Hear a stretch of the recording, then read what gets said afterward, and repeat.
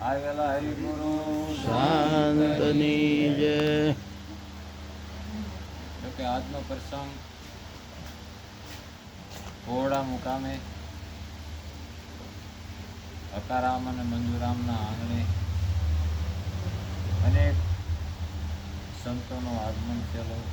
પરમહંસો બધા આવ્યા છે આનંદ કરાવવા માટે અને આનંદ લૂંટવા માટે. એટલે બધાને પ્રેમથી આપણે સાંભળવા.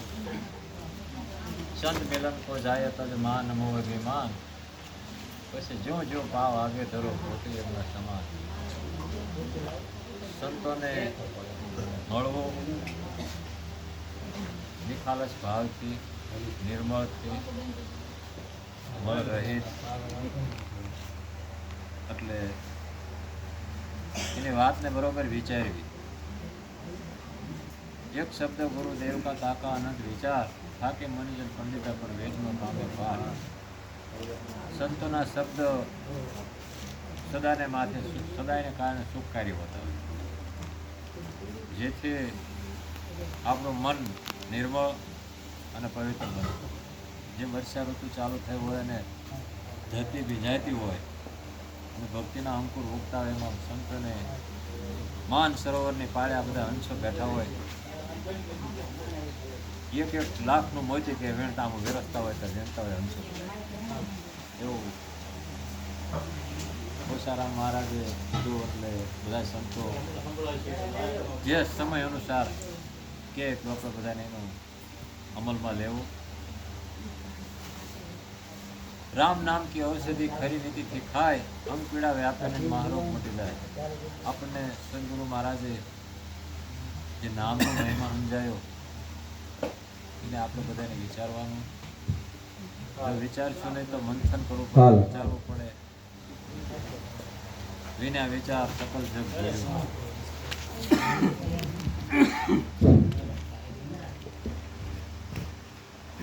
વિના વિચાર સકલ જગ ભૂલ્યો, જ્ઞાન વિના ભૂસવાય રામ માયા મૂળે નહીં. એમ આજનો પ્રસંગ એવો મંજુરામ મહારાજ અને હકારામ મહારાજના આંગણે પવિત્ર અને પાવન ધરાવો પર અનેક આચાર્ય પુરુષો આવ્યા. આપણને આવો સત્સંગનો લાભ, સંત સમાગમ જેને આપણને ગમ ન પડતી હોય એવું આજ સંતો મન મૂકીને વરસ છે અને બધાને પ્રેમથી સાંભળવું. એટલે રામે એવડી મોટી સેના લીધી તો બધા પૂંછડા વાળા ગોત્યા હતા. રાવણે એટલી મોટી સેના ગોતી તો બધા મૂછડા વાળા ગોત્યા હતા. મૂછ અને પૂછ એ પૂછડા વાળા એમાં હતા કે જ્યારે જ્યારે જરૂર પડે તારે પૂછ લેવું. આપણે બધા પૂછ વાળા હોય અને અહંકાર હોય એને મૂછ હોય. એ કે આપણને ખબર ન હોય કે આમને ખબર પડતી હોય, આપણને ખબર તો પડતી જ હોય ને. એટલે પૂછે નહીં, પૂછે એના નહીં તો એનો પારે ન આવે. પાર ક્યારે આવે? પૂછો તારે. આપણે હાલે જતા હોય ભૂલા પડે તો કોકને પૂછવી તો તરત કે આ ભલાના ભાઈનું આ મકાન અહીંયા આવ્યું એમ, અને પૂછવીને મને ખબર જ હોય એમ કે આટા માર્યું તો પાર ન આવે. એટલે આપણને ગુરુ મહારાજજીની ઓળખાણ કરી નિજ નામ રે નામને આશરે નહીં અવર કોઈ આસ, દાસ દોષી સત કહે પીવું હશે મારી પાંચ. રામ નામ અનુલક્ષ્મણી જતન કરે જન કોઈ, સુખી રહે સંસારમાં કોઈ દુખી ન હોય.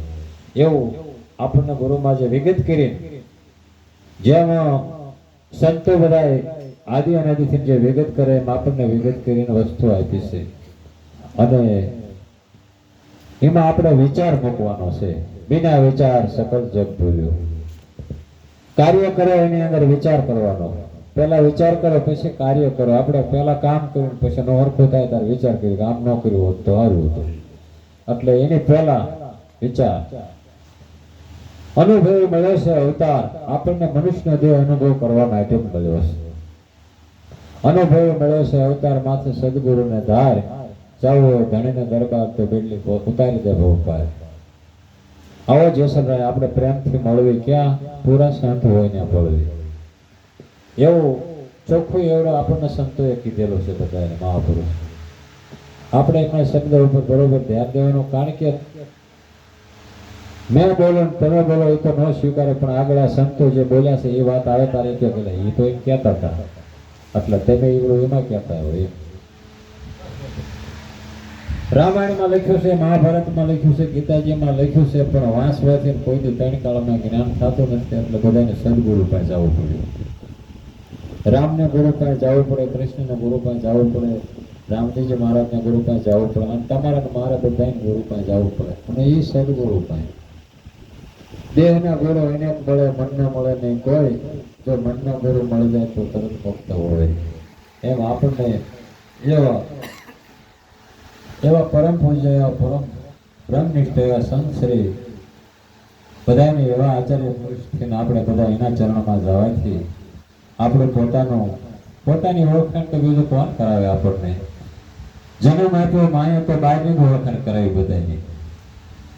અને ગુરુ મહારાજ એમ કીધું, તું તને ઓળખ, તારે બીજાને ઓળખવાની જરૂર, કારણ કે તારી સિવાય બીજો કોઈ છે નહીં આમાં. જેમાં અક્ષરમાં લખેલું હતું પણ વાંચતા કોઈને ખબર નથી પડતી, એટલે એવું એક દૃષ્ટાંત આપો. એક બ્રાહ્મણ હતો, ગરીબ બ્રાહ્મણ હતો, અને બ્રાહ્મણને એક બે દીકરીઓ હતી, એટલે ઘેરે ગરીબ પરિસ્થિતિ હતી, એટલે એને થયું મરી જવું તો મારા દીકરીઓ ન પરણાઈ જો, ગામ પરણાઈ દે, અને જો હું ન પરણાઈ તો દુનિયા મારી વાતો કરે, એટલે મરી જાય, પણ કેવી રીતે મરવું મારે એ એક વિચાર કરવા જેવું કરવું. હવે કોઈ બીજા ગામને તો મને મારે નહીં, બ્રાહ્મણ છો એટલે કોઈ કઈ કરે નહીં, પણ જંગલનો માર્ગ લીધો. જંગલમાં ગયો તો કે કોઈ જનાવર મને મારી નાખે, એને ન ખબર પડે આ બ્રાહ્મણને ન મરાય. જંગલમાં જતો તો એક વડ હતો, વડની હેઠે એક સિંહ બેઠેલો, એટલે આ એને સામે હાલતો થયો, એને ખબર હતી કે આવડે સિંહ મારું કામ પૂરું કરી દઈશ લગભગ. હવે સિંહ એમ થયું, હું કેટલા દિવસથી ભૂખ્યો બેઠો, આજ મારું ખાદ આવે છે, તો વડ ઉપર હંસ બેઠો હતો. હંસ એવો બોલ્યો, સિંહ ભાઈ, કોઈ ગરીબ માણસ તારા આંગણે આજ આવ્યો આવે છે.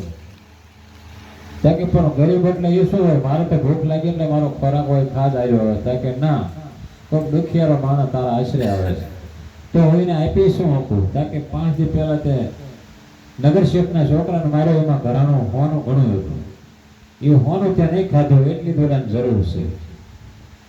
એ ઓલો આવ્યો એટલે પોતની જાય શેડો ચાલીને ત્યાં લઈ ગયા, અને એટલું હોનું આપી દીધું, ઓલે દીકરી પરણાઈ દીધી.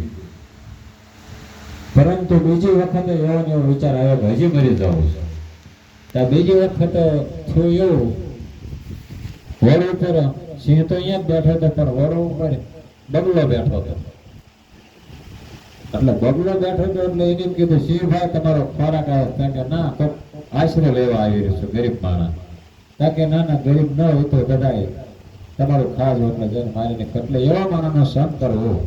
આપણી માથે કોણ બેઠું છે? જો હંસ બેઠો હોય છે તો ચોક્કસ બસાવે છે, જો બગલા બેઠા હોય તો આપણું અટપટું થઈ જાય છે. એટલે સંતોનો સંગ કરવો કાયમની માટે. કોઈ બધા સંતો આપણને એમ કે ભાગ્ય રે મળ્યો મને સાધુ પુરુષનો સંગ. એટલે એવી વાતો મારે તો બહુ જાજુ કહેવું ને, કેમ કે આજ તો અમારા મંજુરામના ઘરે એકના અનેક સ્વરૂપ લઈને સંતો પધાર્યા છે, એટલે આપણે એમને બધાને સાંભળવાના છે. આ મારે વાણીનો વિરામ આપું છું. બોલો સદગુરુ મહારાજની જય.